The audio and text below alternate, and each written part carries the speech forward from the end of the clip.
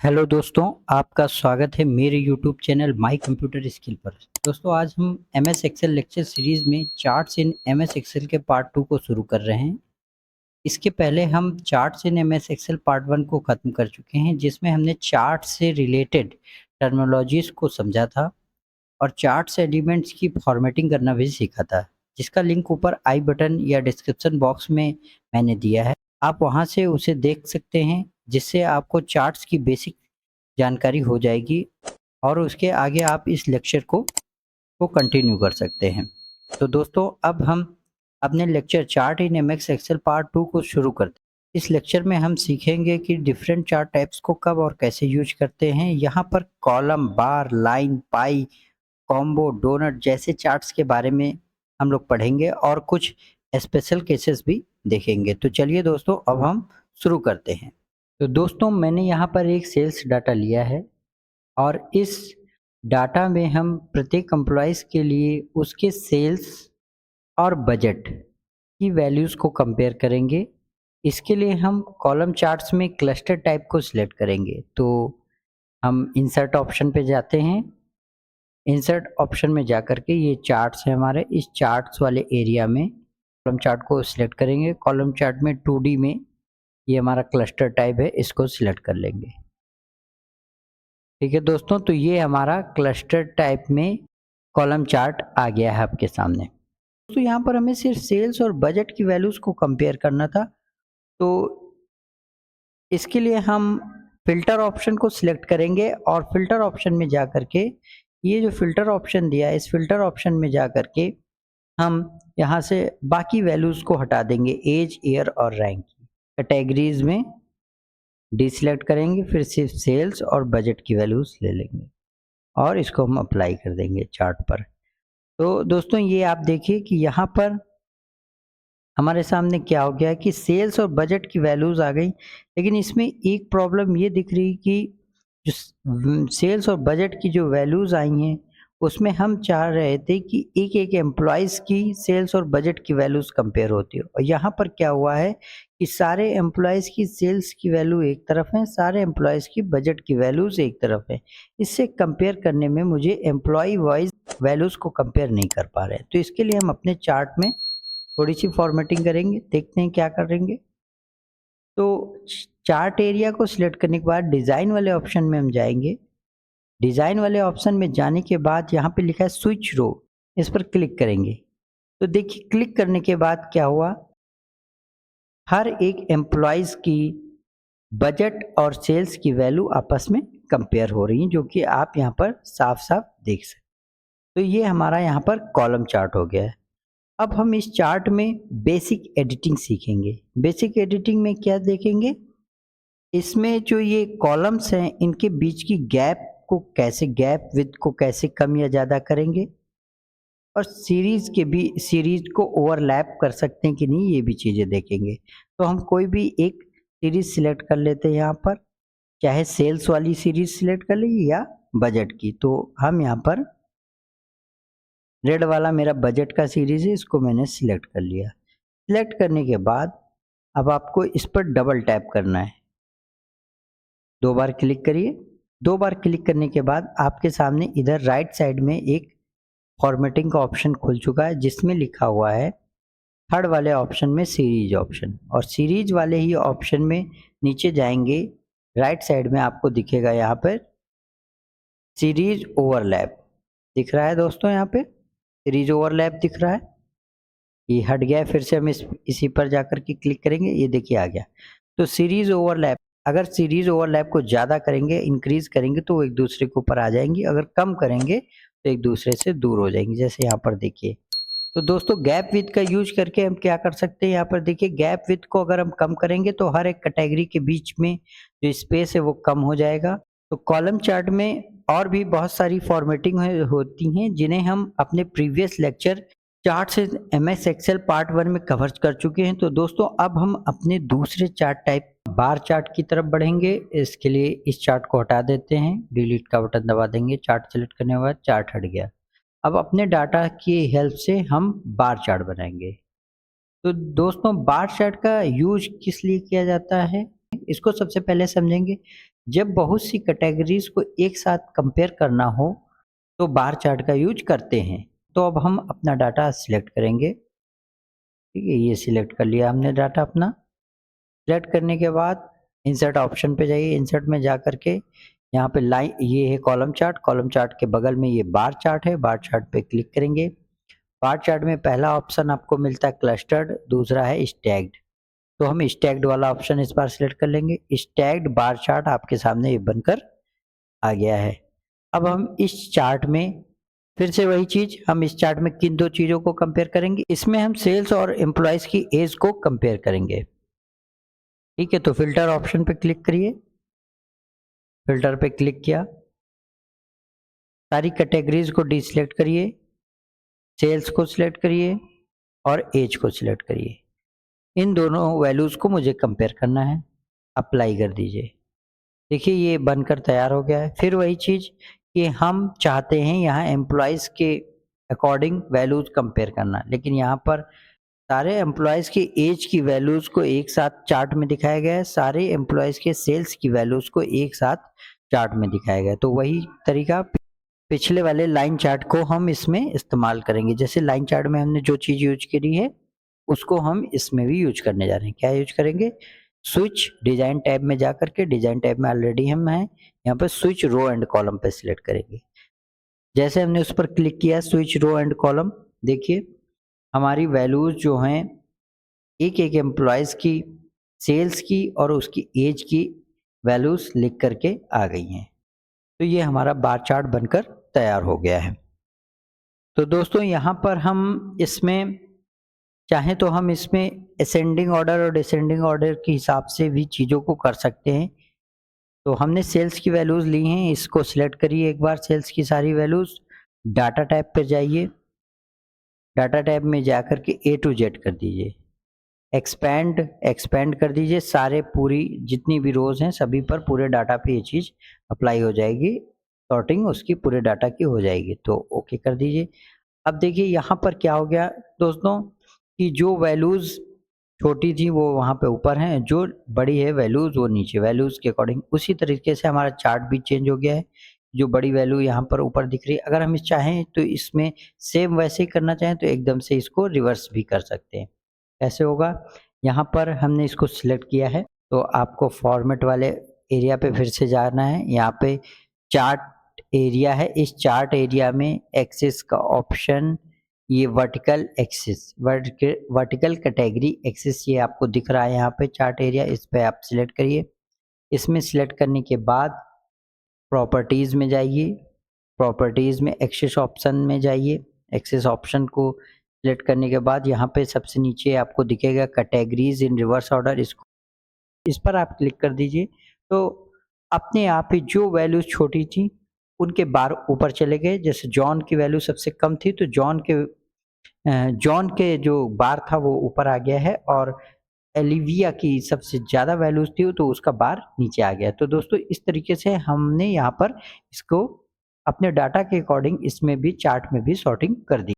हमने यहाँ पर बार चार्ट को पूरा किया है। अब हम अपने तीसरे चार्ट की तरफ बढ़ते हैं जो कि है लाइन चार्ट। ठीक है दोस्तों, तो इसको हम अब यहाँ पर हम इरेज कर देंगे, मिटा देंगे। ठीक है दोस्तों, मिटा देते हैं। तो लाइन चार्ट का यूज सबसे पहले अब देखेंगे। यहाँ पर हम अपने तीसरे चार्ट को पढ़ने जा रहे हैं, लाइन चार्ट। तो लाइन चार्ट का सबसे पहले ये समझेंगे लाइन चार्ट का यूज क्यों करते हैं। लाइन चार्ट का यूज किसी डाटा में ट्रेंड ऑब्लिक पैटर्न को पता लगाने के लिए किया जाता है। तो इस डाटा की हेल्प से अब हम यहाँ पर लाइन चार्ट इंसर्ट करेंगे। इसके लिए क्या करेंगे कि हम कहीं पर भी क्लिक करते हैं और इंसर्ट ऑप्शन पे जा करके, इंसर्ट ऑप्शन में जा करके यहाँ पर देखिए ऊपर हमने सबसे पहले पढ़ लिया है कॉलम चार्ट पढ़ लिया है, बगल में बार चार्ट पढ़ लिया है। अब उसके नीचे यहाँ पर आए इंसर्ट लाइन चार्ट, तो इस पर क्लिक करेंगे।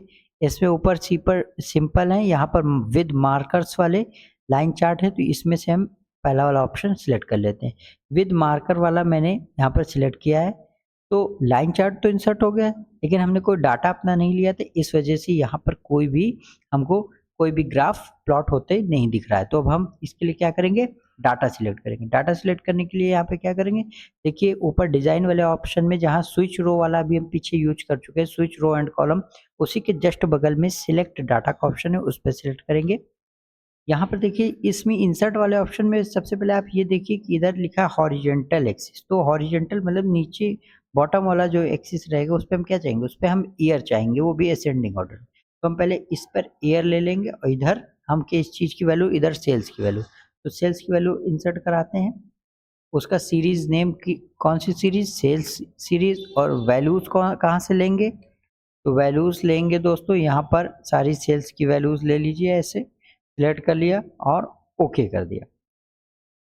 उसके बाद यहाँ पर हॉरिजेंटल एक्सिस, इसको एडिट करेंगे, यहाँ पर हम सारी ईयर्स की वैल्यूज ले लेंगे। तो ये सारी ले ली हैं और ओके कर देंगे। ओके करने के बाद इसको भी ओके कर देंगे। तो ये देखिए दोस्तों मेरा यहाँ पर लाइन चार्ट बनकर तैयार हो चुका है। अब इस लाइन चार्ट में क्या है कि बन गया है, यहाँ पर आपको ये दिख रहा है कि ये इंक्रीज हो रहा है, लेकिन क्या है ये समय के साथ में नहीं है, क्योंकि समय यहाँ पे जो टाइम है, जो ईयर है, वो आगे पीछे ईयर में। अब हम इनको पहले ऑर्डर में कर लेते हैं, मतलब इनकी सॉर्टिंग कर लेते हैं। तो अपने डाटा पे जाएंगे, सारे ईयर सिलेक्ट करेंगे, फिर ऊपर डाटा टैब को खोल करके यहाँ पर शॉर्टिंग A to Z कर देंगे, शॉर्टिंग एक्सपैंड भी कर देंगे, एक्सपैंड ओवर द सिलेक्शन। अब इससे पता चल गया 2001, 2003, 2006 इस तरह से हमारा जो है सेल्स की वैल्यूज कैसे चेंज हुई हैं ईयर वाइज, वो मुझको पता चल गया है।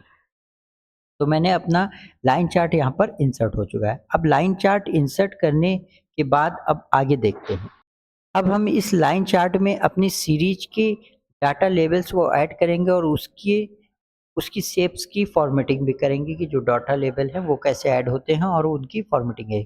तो डाटा लेवल्स कैसे ऐड करेंगे, आप यहाँ पर इसमें चार्ट को अपना सिलेक्ट करिए। चार्ट में सिलेक्ट करने के बाद डिज़ाइन वाले ऑप्शन पे जाइए, डिज़ाइन पे ऐड एलिमेंट लिखा हुआ है, इस पर क्लिक करिए और उसके बाद यहाँ पे लिखा है डाटा लेवल्स।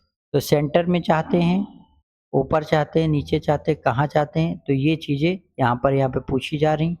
तो हम यहाँ पर क्या कर देंगे कि जो हम डाटा लेवल चाहते हैं वो सेंटर में चाहते हैं, मैंने सेंटर पे उसको क्लिक कर दिया। उसके बाद सारे हमने डाटा लेवल सिलेक्ट कर लिए हैं।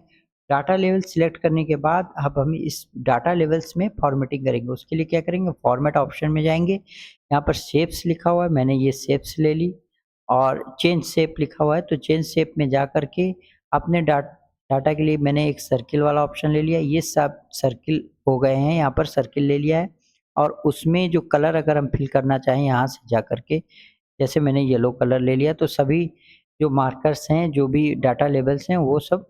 तो दोस्तों यहाँ पर जो है ये डाटा लेवल सारे कलरफुल हो गए हैं, मैंने इन पर इफेक्ट लगा दिया। अब आगे देखिए दोस्तों, अब हम इस लाइन पर इफेक्ट लगाएंगे। लाइन पर इफेक्ट लगाने के लिए हम फॉर्मेट सीरीज ऑप्शन को सिलेक्ट करेंगे।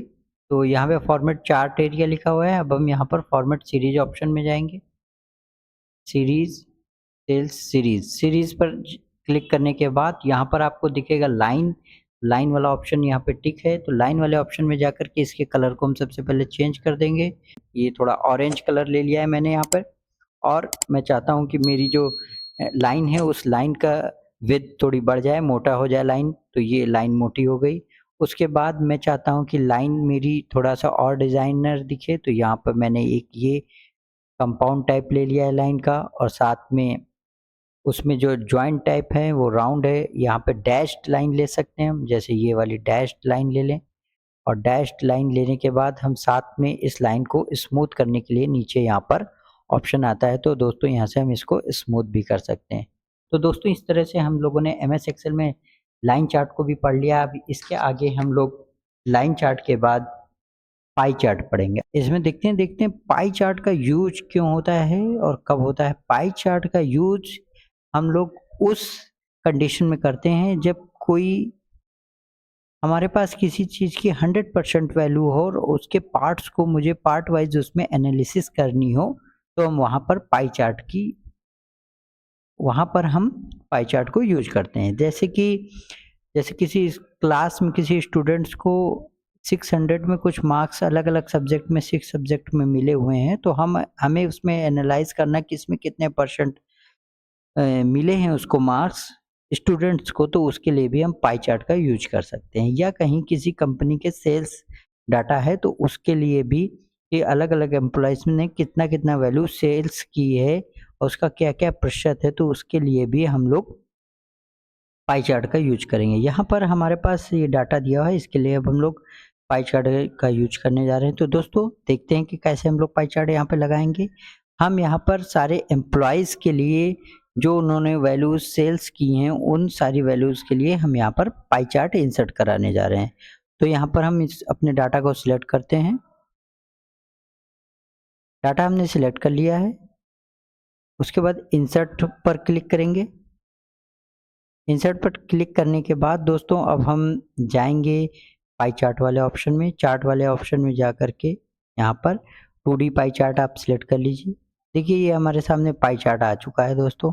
ये बड़ा लग रहा है हमें, इसको सबसे पहले थोड़ा छोटा कर लेते हैं। ये हमने अपने पाई चार्ट को हल्का सा छोटा कर लिया है। अब हम इस पाई चार्ट में बेसिक फॉर्मेटिंग करेंगे। जैसे सबसे पहले हम यहाँ पर डाटा लेबल्स को ऐड करेंगे। वो कहाँ से होगा, यहाँ पर ये जो प्लस का आइकन दिया हुआ है इस चीज़ पर क्लिक करके, या फिर डिज़ाइन वाले ऑप्शन में आप खोले रहिए। यहाँ पर फाइल के नीचे आप देखेंगे ऐड चार्ट एलिमेंट, यहाँ पर आप क्लिक करिए। क्लिक करने के बाद डाटा लेबल्स, तो हम डाटा लेबल्स मतलब जो भी डाटा हैं अलग अलग डिफरेंट डिफरेंट वैल्यूज़ के लिए, सभी वैल्यूज़ के लिए हम वैल्यूज़ ले लेंगे। यहाँ पर हमने वैल्यूज़ ले ली, ये सारे डाटा लेबल्स आ गए।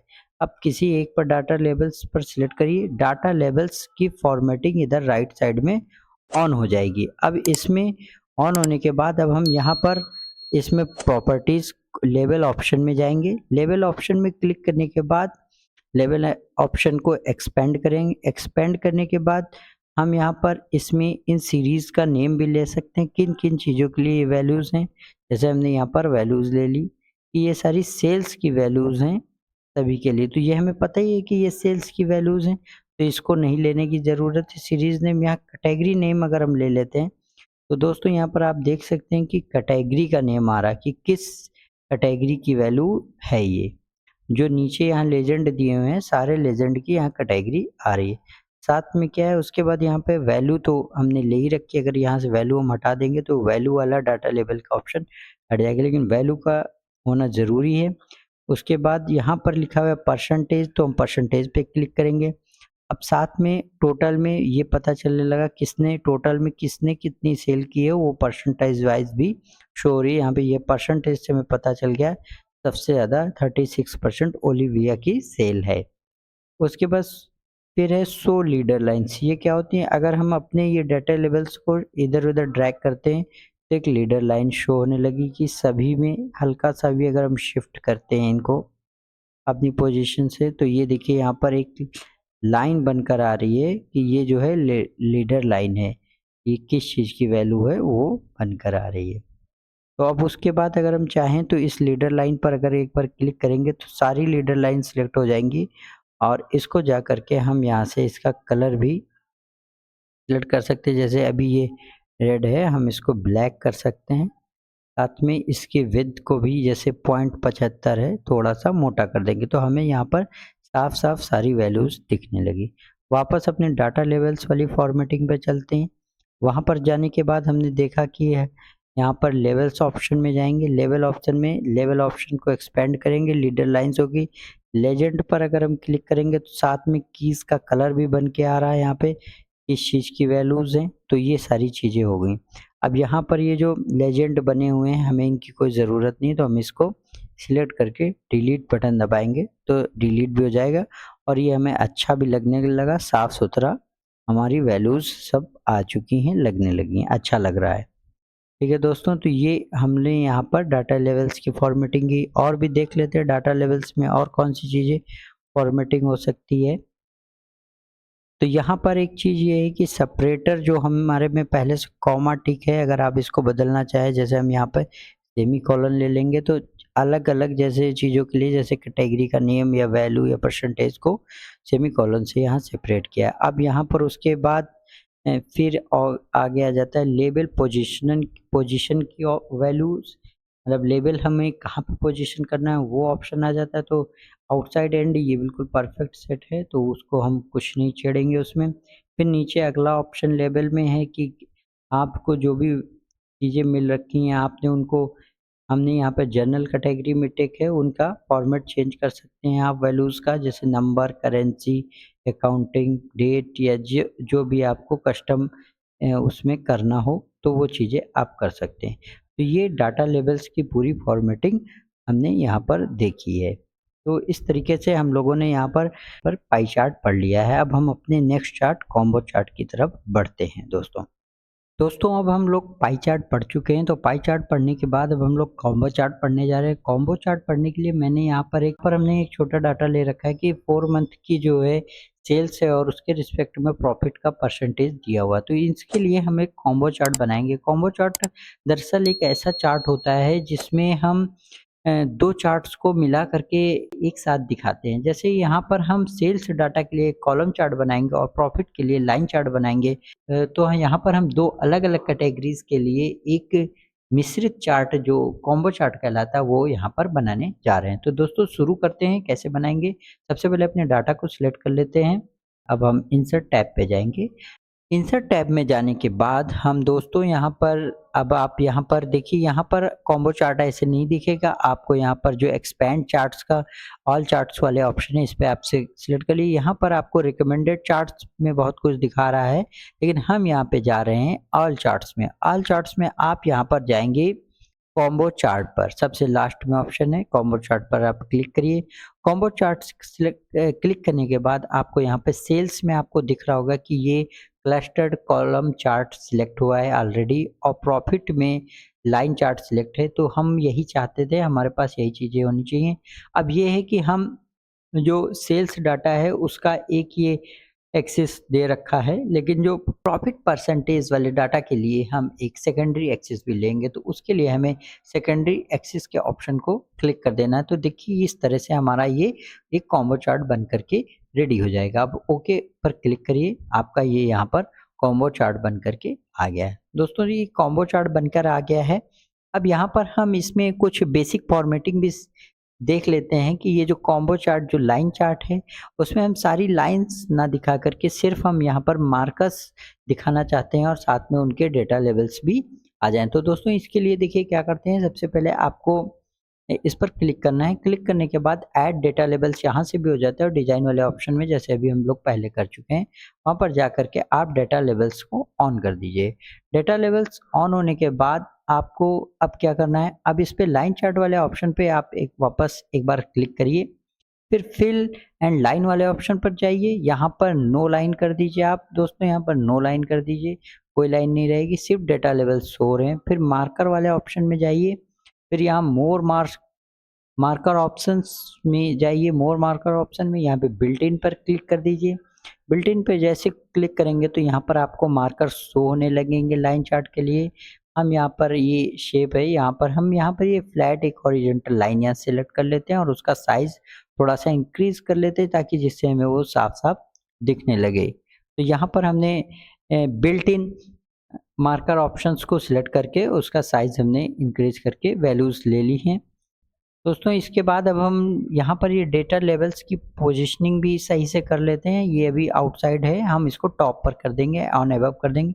तो हम अपने डेटा लेवल्स पर सिलेक्ट करेंगे। सिलेक्ट करने के बाद डेटा लेवल्स के ऑप्शन में जाएंगे, पोजीशनिंग यहाँ राइट ठीक है, हम यहाँ पर अबव पर सिलेक्ट कर देंगे। तो हमारी अबव में सारी वैल्यूज आ चुकी हैं दोस्तों। तो इस तरह से ये हमारा एक कॉम्बो चार्ट बन करके तैयार हो गया है। अब हम दोस्तों अपने नेक्स्ट और लास्ट चार्ट टाइप की तरफ बढ़ते हैं जो कि डोनट चार्ट है, उसकी तरफ बढ़ते हैं। तो चलिए आइए आगे बढ़ते हैं।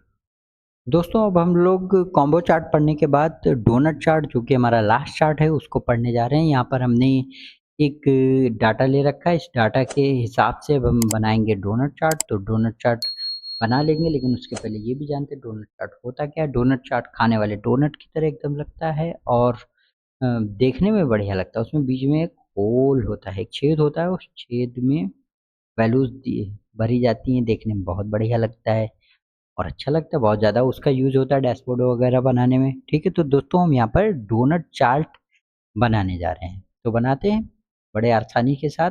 अपना डाटा ये मैंने ले रखा है, सिलेक्ट कर लिया। सिलेक्ट करने के बाद इंसर्ट पर क्लिक करेंगे। क्लिक करने के बाद पाई चार्ट वाले ऑप्शन में ही एक तरह का पाई चार्ट होता है, इस वजह से उसी में नीचे दिया होता है।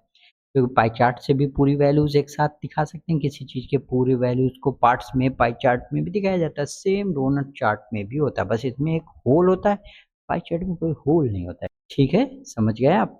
आगे देखते हैं। तो ये मैंने पाई चार्ट वाला ऑप्शन सिलेक्ट कर लिया। अब इसमें क्या है कि ये देखिए 3 तरह की लेजेंड या कैटेगरीज़ यहाँ पर जिनकी वैल्यूज़ के हिसाब से ये ग्राफ बन के आया है, तो वो सॉरी सोल्ड, अनसोल्ड और टोटल टोटल होता है, तो हमें यहाँ पे टोटल की कोई ज़रूरत नहीं है। फ़िल्टर वाले बटन पे क्लिक करो, क्लिक कर दिया। फ़िल्टर वाले पे जा कर के यहाँ पे क्या करेंगे, सोल्ड है, अनसोल्ड है, टोटल, टोटल को हटा दो। टोटल की कोई ज़रूरत नहीं है। अप्लाई कर दीजिए। अब क्या है, अब बहुत बढ़िया, अब सिर्फ़ 2 चीज़ें हैं, एक तरफ सोल्ड है, एक तरफ अनसोल्ड है। तो अब यहाँ पर हम इस चार्ट को अट्रैक्टिव बनाएँगे, इसमें बीच में वैल्यू जो कि डायनेमिक होगी, जैसे यहाँ पर वैल्यू चेंज होगी, बीचों-बीच में भी वैल्यू चेंज हो जाएगी, वो उस तरह का बढ़िया-सा चार्ट बनाएँगे और साथ में ये दिखेगा कि जो चीज़ बढ़ रही है वो पूरे चार्ट को, जो अनसोल्ड वाले पार्ट्स को फिल करती जा रही है। तो इस तरह का एक डायनेमिक अट्रैक्टिव चार्ट बनाने जा रहे हैं।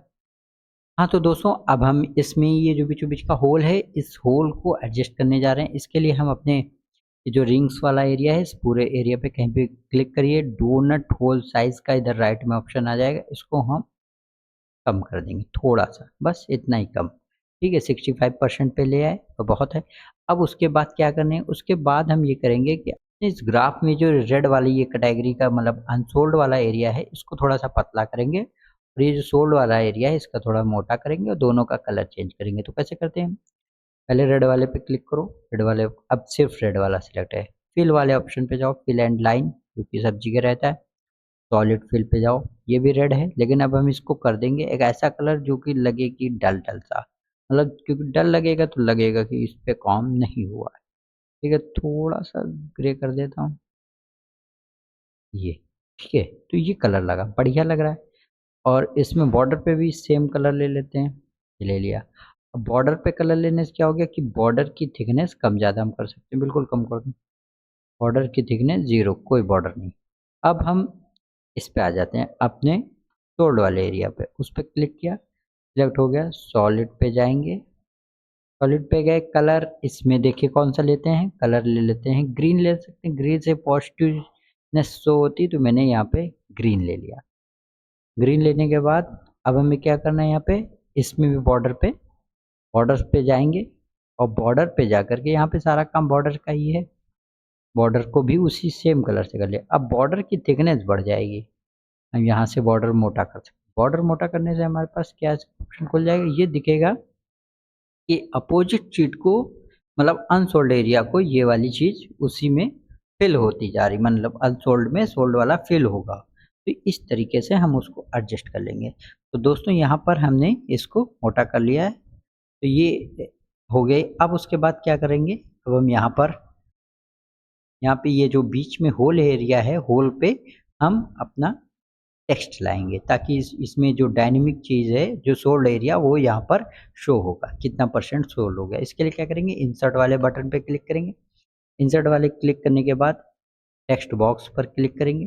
टेक्स्ट बॉक्स पर क्लिक करने के बाद यहाँ पर होल वाले एरिया में आकर के टेक्स्ट बॉक्स ड्रॉ करेंगे। ड्रॉ करने के बाद फिर फार्मूला बार में जाएँगे, यहाँ पर इक्वल का साइन दबाएँगे। इक्वल साइन दबाने के बाद फिर अपनी परसेंटेज अपने टेबल में जा कर के जो सोल्ड के आगे जो परसेंटेज है उस पे क्लिक करेंगे। क्लिक करने के बाद एंटर मार देंगे, सिंपल। अब इसकी वैल्यूज़ को, ये जो है इसको हम अपने हिसाब से रिपोजीशन कर सकते हैं, बोल्ड कर सकते हैं इसको, ये बोल्ड हो जाएगा और साथ में उसका साइज़ भी थोड़ा-सा बड़ा कर सकते हैं। तो दोस्तों ये बन गया है हमारा chart, ready, study and go वाली पोजीशन में आ चुका है एकदम। उस साइड से बड़ा कर लिया, इधर से भी थोड़ा-सा। ये देखिए बिल्कुल बढ़िया सा सटीक सा। अब यहाँ पर क्या चीज़ें हमें नहीं चाहिए, हम ये चाहते हैं कि ये इनकी कोई वैल्यू, कोई ज़रूरत ही नहीं है लेजेंड की, इनको सिलेक्ट करो, डिलीट करो। नेम जो लिखा हुआ है इसको भी सिलेक्ट करो, डिलीट करो। अब ये बहुत बड़ा लगने लगा, थोड़ा-सा इसको छोटा कर देते हैं। तो ये देखिए दोस्तों, ये हल्का सा छोटा कर दिया। अब उसके बाद ये जो चार्ट का ये जो उसके साथ मर्ज नहीं है बैकग्राउंड के साथ, तो उसके लिए हमें क्या करना है, इस पे ये सिलेक्ट है ही, फॉर्मेट वाले ऑप्शन पे जाइए, शेप फिल में जाइए, नो फिल कर दीजिए। तो ये बैकग्राउंड के साथ हमारी जो बैकग्राउंड में ग्रिड लाइन आ रही है वो सारी इसमें शो होने लगेंगी। साथ में ये बॉर्डर ना है तो बॉर्डर के लिए भी वही इसमें जाकर के शेप आउटलाइन में भी जो चार्ट की शेप आउटलाइन है उसको भी नो कर देते हैं। तो इस तरीके से अब यहाँ पर ये बिल्कुल मर्ज हो चुका है पूरे बैकग्राउंड के साथ और ये देखिए अच्छा लग रहा है, हमारा चार्ट तैयार हो गया। अब देखिए इसमें जो हम लोगों को फॉर्मेटिंग करनी थी सारी कुछ हो चुकी है। अब देखिए हम वैल्यूज़ यहाँ चेंज करते हैं, वैल्यू हम वहाँ पे चेंज करेंगे, यहाँ पर इसमें चेंज हो जाएंगे वैल्यूज़ सारी। ठीक है दोस्तों, अब देखिए यहाँ पर हम वैल्यू चेंज करते हैं। 40% लिखा हुआ, मैंने लिखा 85%। कमाल देखिए दोनों चार्ट का, ये कितना अच्छा लग रहा है कि सारा ग्रीन ग्रीन फिल भी हो गया, इतना पार्ट रह गया यही अनसोल्ड है, बाकी सोल्ड हो चुका है। 85% सोल्ड है वो लिख के आ रहा है, वहाँ पर बदल रहा है। या फिर अगर हम इसको 10% कर दें तो देखिए कितना कम से। तो इस तरीके से हम लोगों ने यहाँ पर डोन चार्ट भी बनाना सीख लिया है। तो दोस्तों ये हम लोगों का MS एक्सेल चार्ट का वाला लेक्चर सीरीज पूरा कंप्लीट है। MS एक्सेल चार्ट का लेक्चर सीरीज पूरा कंप्लीट हो चुका है। ये दो दो पार्ट में था, पार्ट 1 और पार्ट 2। पार्ट 1 में मैंने बेसिक टर्मिनोलॉजीज कवर की थी और पार्ट 2 में मैंने छः चार्ट टाइप्स कवर किए हैं और सारे चार्ट्स बहुत इंपॉर्टेंट थे, उसमें सभी तरह की लगभग फॉर्मेटिंग मैंने आपको बता दी है। तो दोस्तों अगर आपको मेरा ये लेक्चर अच्छा लगा हो तो आप मेरे चैनल को लाइक करिए, वीडियो को शेयर करिए अपने दोस्तों के साथ और हमारे चैनल को सब्सक्राइब करिए। आपके सपोर्ट की मुझे बहुत ही ज़रूरत है। तो थैंक्स फॉर वॉचिंग। आगे हम लोग लेक्चर 6 में मिलेंगे जिसमें हम लोग फार्मूलाज के बारे में बात करेंगे कि MS एक्सेल में किस तरह के फार्मूलाज, अर्थमेटिकल, लॉजिकल सारे फार्मूलाज हम लोग 1 बाय 1 पढ़ेंगे। तो दोस्तों आपका बहुत बहुत धन्यवाद, आप हमारे साथ बने हुए हैं।